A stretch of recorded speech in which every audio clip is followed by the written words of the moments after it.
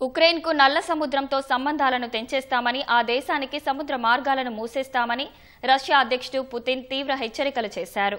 నల్ల సముద్రంలో రష్యా చమురు ట్యాంకర్లపై తరచూ డ్రోన్ దాడులు జరుగుతుండటంపై పుతిన్ ఆగ్రహం వ్యక్తం చేశారు.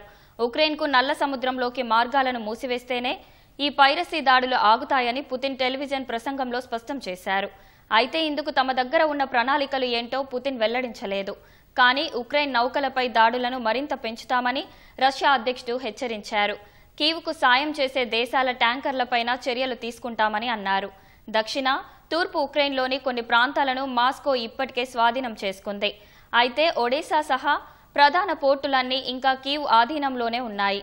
ఇటీవలి కాలంలో రష్యా పోర్టులకు చమురు లోడ్ చేసుకునేందుకు వెళ్తున్న నౌకలపై జెలెన్స్కీ బలగాలు డ్రోన్లతో దాడులకు దిగుతున్నాయి.